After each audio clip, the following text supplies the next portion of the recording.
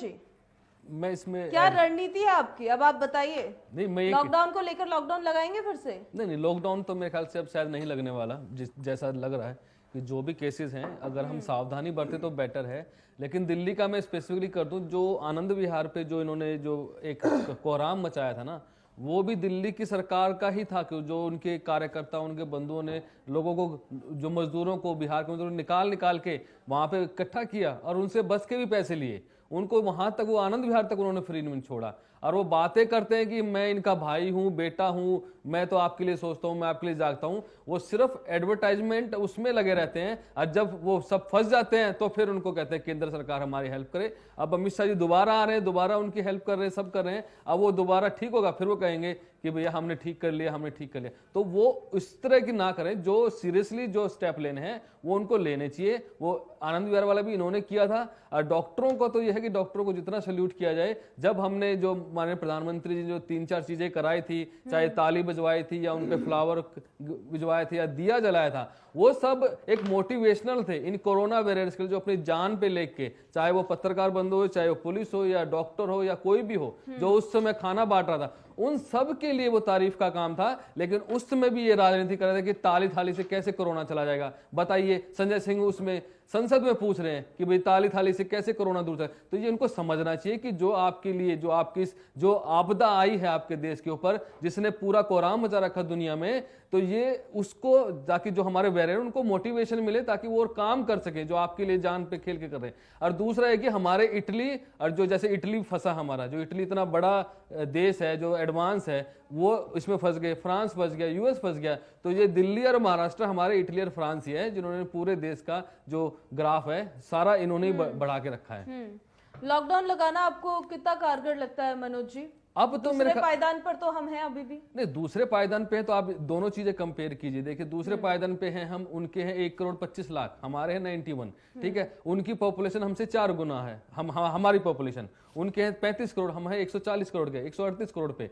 तो वो आप कंपेरिजन कीजिए। पहले हमने 3 महीने, अब प्रधानमंत्री जी क्या कर सकते थे? सबको लॉकडाउन किया, 138 करोड़ को लॉकडाउन करना, फिर उनको खाना देना, पीना देना, बार बार आके सारी चीजें देना। वक्त पे खाना पीना मिला है सबको? हमने पूरी कोशिश की है सरकार को। आप समझ ले कितनी बड़ी आपदा थी। रेलवे ट्रैक्स पर चलते हुए मजदूरों की तस्वीरें आपको याद है? आप 138 केस में आप 5-10 केस लेके आएंगे तो वो नहीं मांगा। और वो भी ये दिल्ली और महाराष्ट्र की है।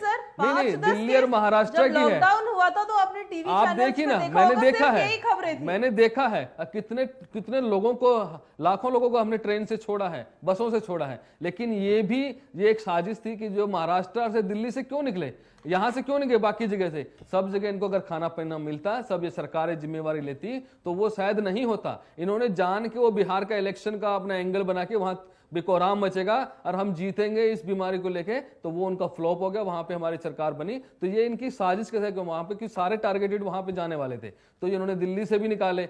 ये कांग्रेस का यहाँ पे जो एक नेता है उसको नजरबंद किया गया कि वो गाड़ी लेके घूम रहा है, बता रहा है कि आप जाइए आनंद विहार, जाइए आनंद विहार। तो ऐसा क्यों कर रहे हैं भैया आप? ऐसे ही महाराष्ट्र में खाना नहीं दिया गया, उनको जबरदस्ती भेजा गया। तो अगर जब सब लॉकडाउन है तो सब चीजें बंद हैं, तो उनको धीरे धीरे ही सेटल किया जाएगा। कोई छोटी अमाउंट नहीं है कि भाई 100 लोग जा रहे हैं, 200 लोग जा रहे हैं, वहां पे लाखों में लोग निकले हैं। तो कोशिश हमारी ये रही और लोगों को समझाया भी गया। और उसमें से भी एक तारीफ की बात है कि कुछ मजदूर जो जा रहे थे वो ये बात बोल रहे थे कि मोदी जी कुछ कह रहे हैं, कर रहे हैं ना, तो वो ठीक ही कर रहे होंगे, हमें उन पे विश्वास है, हम चले जाएंगे पैदल, कोई बात नहीं। लेकिन मोदी जी ने जो किया है वो सही किया है, अच्छा किया है।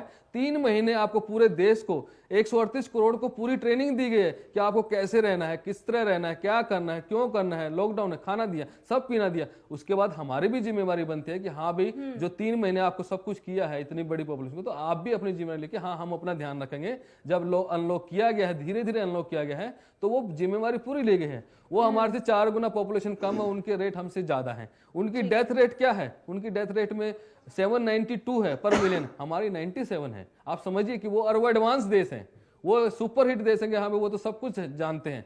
वो वहां पे 792 पर मिलियन डेथ है यूएस की, और हमारी 97 है। जो हमारा रिकवरी रेट बहुत अच्छा है, 91 में हम 85 लाख हमारे रिकवर हैं। हमारे लगभग 4.5 लाख एक्टिव केस है, उनके अभी भी लगभग 74 लाख रिकवर है। बाकी लगभग 50 से 55 लाख उनके अभी भी एक्टिव केस हैं। तो ये आप समझना होगा कि जो मोदी जी ने थे, आंकड़ों में तो आप घुमा देंगे इधर उधर। नहीं आंकड़े की ये सही आंकड़े, तो आपको सारे ही आंकड़े, आपको मोर्टेलिटी रेट कितना है, कौन सा रेट आपको किसका है, लेकिन अगर मोटा मोटी देखा जाए तो दूसरे पायदान पर हम आज देखो मोटा मोटी देखा है तो 138 करोड़ पे आप देख लीजिए कैसे हैं, और उसमें सबसे ज्यादा सहयोग तो इनका है, महाराष्ट्र वालों का, दिल्ली वालों का। आप 4-5 राज्य लगा लीजिए, 4-5 राज्य का ही ये लगभग जाके 45 लाख के आसपास पड़ रहा है, 50 लाख के आसपास पड़ रहा है।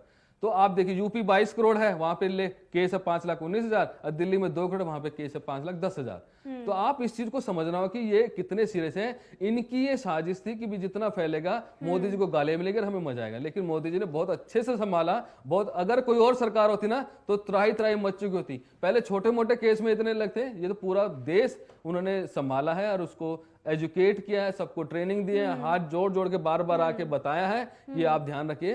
तो वो एक बहुत ही कमेंडेबल जॉब की है।